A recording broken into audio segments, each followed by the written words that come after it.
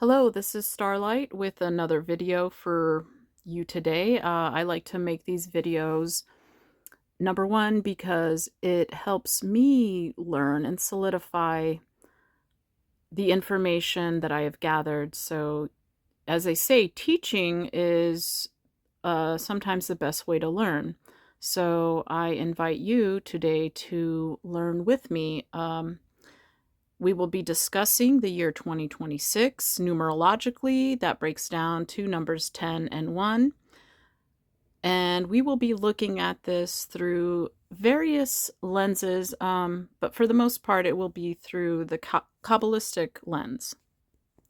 So, as we're focusing on the numbers 1 and 10, we're looking at the Kabbalah, the Tree of Life, and the 10 Sephirot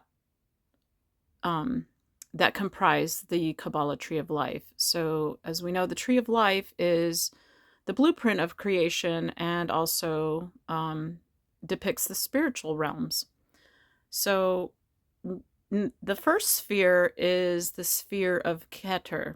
That is the crown and the Sahasrara chakra in your Buddhist tradition.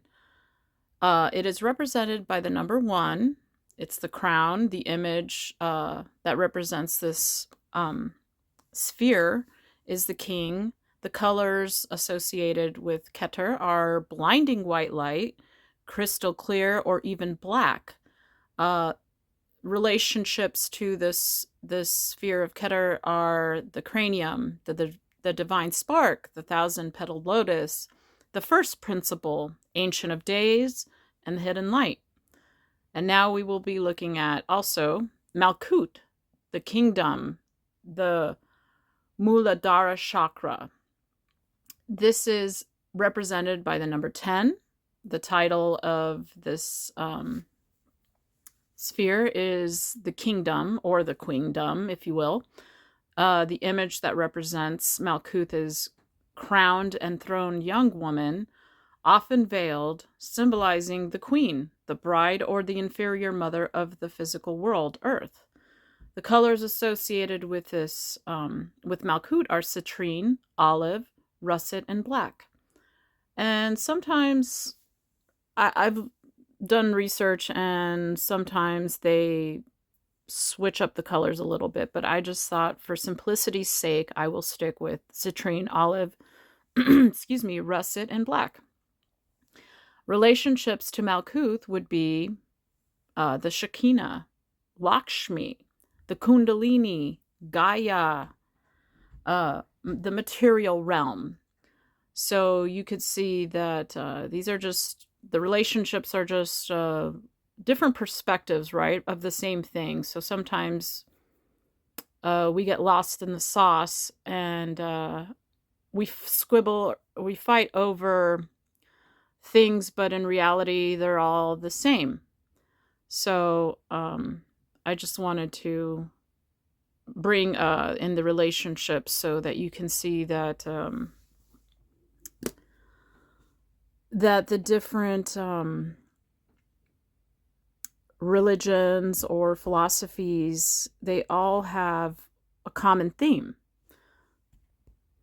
So here we have the Tree of Life, and as you can see, Kether, number 1 on the top here, and then we could see Malkuth, number 10 on the bottom. I do apologize, it may be hard to see, but here's a better depiction of the top Kether and the bottom Malkuth.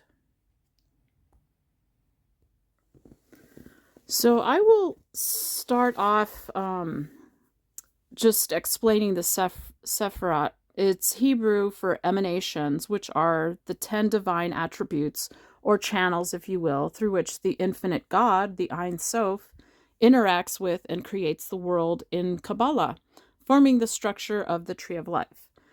Malkuth on the right here, far right, this is the lowest Sephirot on the Tree of Life, representing the physical world, with its primary archangel being Sandalphon, the Prince of Prayer, who connects Earth to the divine, and sometimes Metatron. As you can see, they are connected from top to bottom, so it would make sense to associate Malkuth also with Metatron, because Metatron is the archangel assigned to Kether. The key names of God associated with Malkuth include Adonai Melech, my Lord the King, and Adonai Haaretz, the Lord of the earth. Malkuth is the final emanation, the tangible manifestation of the divine, where the spiritual energies from above, Kether, become manifest in the physical universe. It's often seen as the point where humanity experiences God and strives to bring the divine into the material world, reflecting the principles of as above, so below. And as you can see here, the kingdom, Malkuth, number 10, is divided into 4. So that would be what we know as the Tetrad, the fourness, the realm of manifestation. Tetrad is a symbol of the earth and the natural world. And then above, we have Kether, the first Sephirot, in the Kabbalistic Tree of Life. Kether, meaning crown, is associated with Archangel Metatron and the divine name Ehyeh, Asher Ehyeh, or simply Ehyeh. Kether is the topmost and first emanation of God, representing the primal divine will, pure consciousness, the monad, and the point where the infinite Ein Sof connects with the finite. That would be Malkuth, the world, right? So the divine name Ehyeh Asher Ehyeh is Hebrew for I am that I am, or I will be what I will be. The name God used to reveal God's self to Moses from the burning bush. Archangel Metatron is known as the Prince of Countenances, or the voice of God, who directs the divine energy of Kether throughout the universe. So, as I was pondering and contemplating and meditating on Malkuth and Kether, the first and 10 spheres of the Sephirot, what came to my mind was a thread going through the eye of the needle. And then, of course, we're all familiar with, in the Bible, it says, that a rich man getting into heaven is like getting a camel through the eye of the needle. So when I was researching, the Hebrew letter qoph is what was downloaded. So as you could see here, we have God, which is the infinite monad, right? And as it goes lower into that point, right, that is the eye of the needle created form. So what I found here that is really interesting is the ancient pictograph from 2000 BC, excuse me, and the early Hebrew, 1500 BC, was the pictograph for qoph was like thread going through a needle. And also, what I was channeling was ones and zeros, right? So we have 2026, which breaks down to first a 10 and then a 1. So we have ones and zeros, right? So you can see here that the pictograph also looks like a 1 and a 0. So it's apropos to also include this in my presentation. And just a little information here on the letter qoph. It is the 19th Hebrew letter. The spiritual number 19 does mean faith. And if you see here, 1 and 9 does break down to a 10. So it's interesting to see the synchronicities here, how everything lines up with that 1 and 0 energy. In Hebrew, the character qoph is used to represent the number 100. So we're still dealing with ones and zeros, right? And basically, when I'm looking at the infinite monad here, you're always one, right? You are one. And the more zeros we add, we're just expanding on the original zero. So it's becoming infinite at that point. So the spiritual number 100 means holy flock. The meaning is message, forgiveness of sins. The message is 4, and the forgiveness of sins 25. So we have 4 times 25 is 100. So the rabbis picture qoph as eye of needle. So that's what I was channeling when I was meditating on Kether and Malkuth. In my mind's eye, I was seeing the eye of a needle and the thread going through the eye of the needle.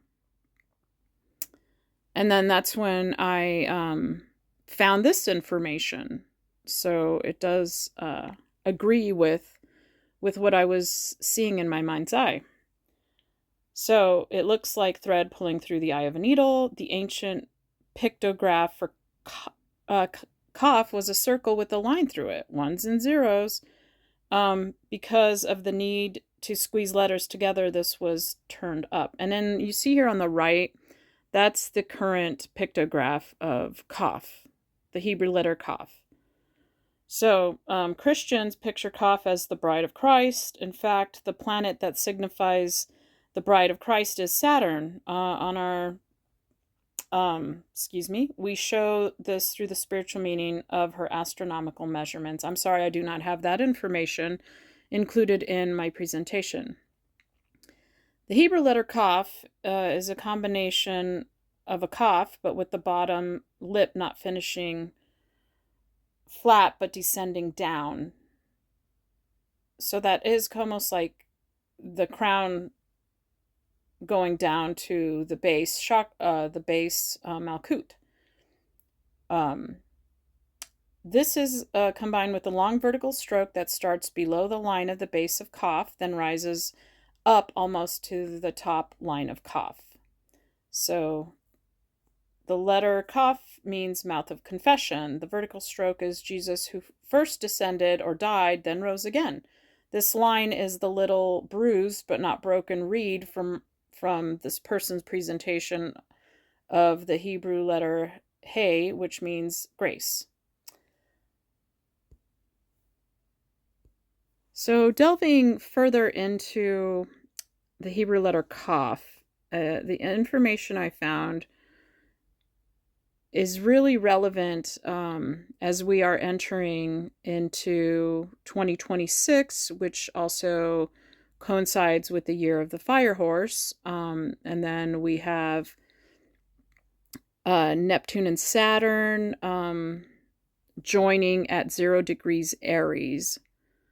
So it's almost like we're entering into that eye of the needle. New beginnings.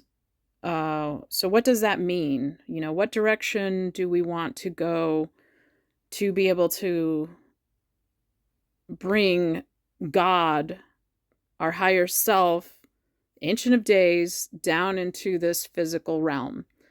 So the information I have compiled will definitely be helpful for me as I navigate into these uncharted waters, if you will, or uncharted flames of a fire, right? So we're basically burning off everything that no longer serves us, and we're refining the gold into what really matters, our true essence.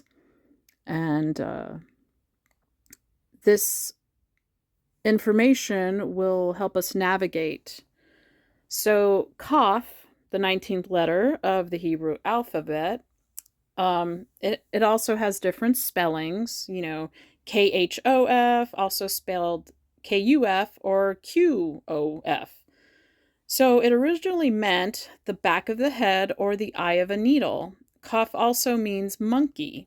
It is the symbol of both the sacred Kedusha and the profane, the klippah, the peel, the cover, or the husk, which represents the negatives in the world, right? These are the masks that we put on to fit in a world that tries to constrain the godliness. We want to fit in so that we don't cause waves. Sometimes you dim your light to make others more comfortable. But that, I guess, is the test of this realm is, do you stay true to your course despite what everyone else is doing? And that's really what we're supposed to be doing is, being your true self, not shrinking yourself to fit in or,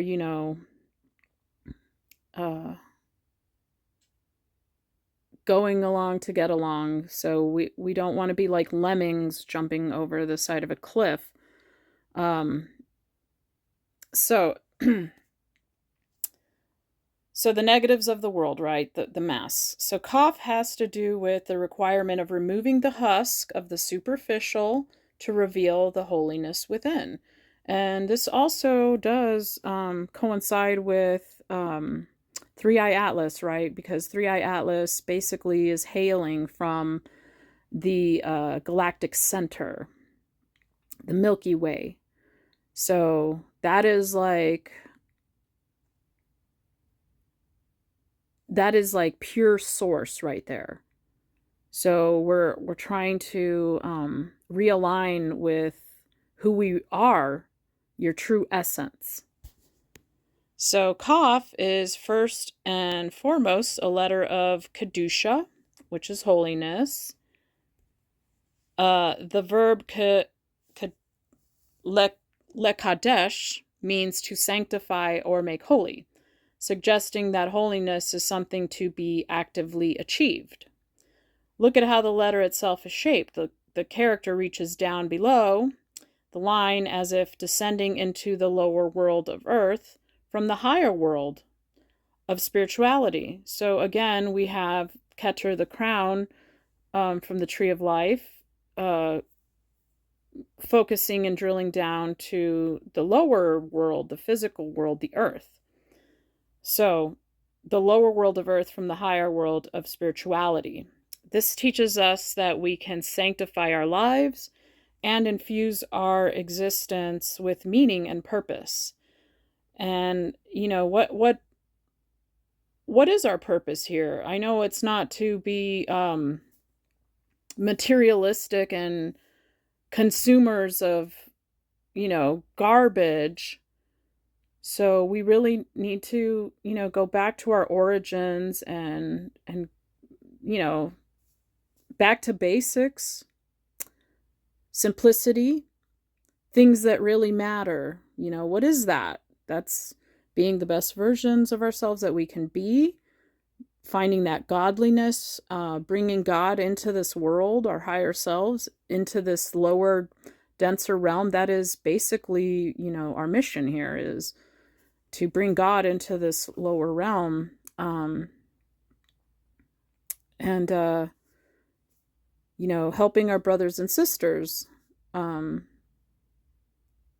not worrying about the superficial stuff that really doesn't matter. How much money you got in the bank, what's your title, all those things that really do not matter. It's your core essence that matters. So meaning and purpose so how do we do that? By seeking to elevate our daily actions and by having the consciousness of a higher purpose behind everything we do. And that's why I really enjoy studying the Kabbalah and also, the Bible and different spiritual teachings, traditions, ancient sages, I like to look into many different areas, bodies of knowledge to learn as much as I can. So that is the best way to expand and bring the godliness into this world. So in Hebrew, qoph means monkey, a creature which resembles a human, but is purely, animalistic, with none of the higher capacities of a human. This indicates the requirement for a human to overcome his purely animalistic nature and to emulate the image of the Creator he is made in, to realize his or her true spiritual nature beyond just the physical. The qoph is the only letter which extends below the line of the other letters, indicating descent into the lower world, but also the ability to ascend from there. So it's like Neo going into the Matrix, right? To save his brethren. How do you do that? You save yourself. So, qoph is also the circle, go around. Qoph represents all the cycles of nature, changing seasons, monthly and yearly cycles. It is the constant movement, circulation, and change of life. So, that also agrees with. So we have the number 10, right? So the 1 is self, the monad, and then 0, of course, is like God, the circular motion of the cycles, the infinite. So it is the constant movement, circulation, and change of life. It could also represent that through the cycles of life that we see evolution, growth, change, suffering, happiness, life experience. We are constantly worked on in order to evolve and realize our true spiritual nature. So just meditating on the information I just presented, the numerological, what does 1 mean? What does 10 mean? What does 1 and 0 mean? So as we meditate on these things, we can develop more spiritually, which will come down into this physical world. So we can expand our consciousness, we can expand our spiritual self in the spiritual realm. So this is like the best way to do that. So the best way to do that is to gain wisdom and understanding. So what does this mean? How does this impact me? Why? Who, what, where, when, why, how? And really it all leads back to source, God, creator, creation. And another image I got when I was meditating was a wormhole. So in my mind's eye, it was like the eye of the needle was almost like the same thing as a wormhole.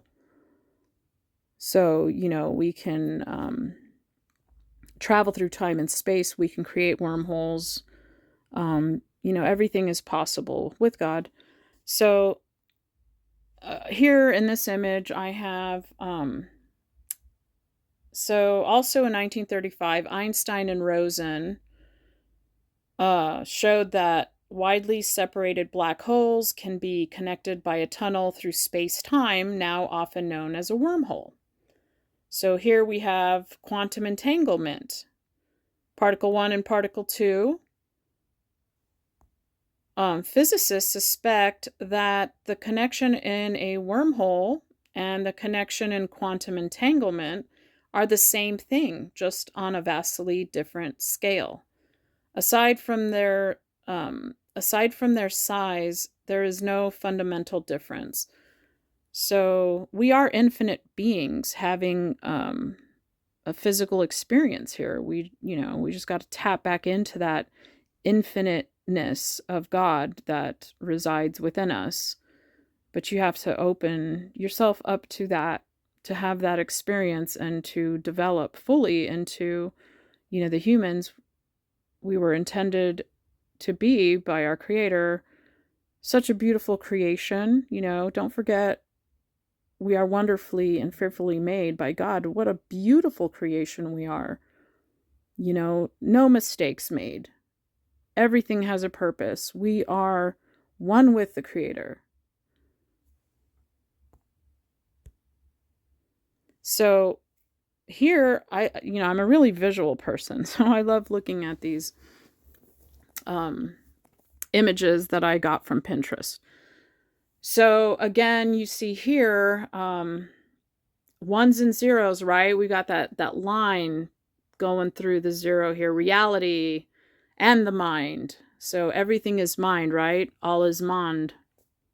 Mind is the world. So we have reality and perception of reality.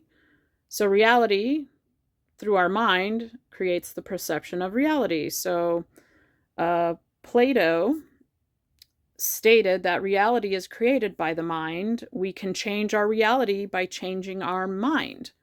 So for me, I was thinking like, wow, that's like how wormholes work. We're always creating wormholes by just doing exactly what Plato stated here. And, our sages, they are so, so smart.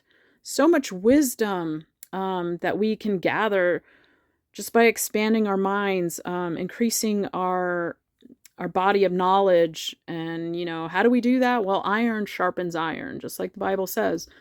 So we are here to help each other, on our return home to self, God, the infinite. So the best way to do that is to, bring what you have to the table so we can break bread.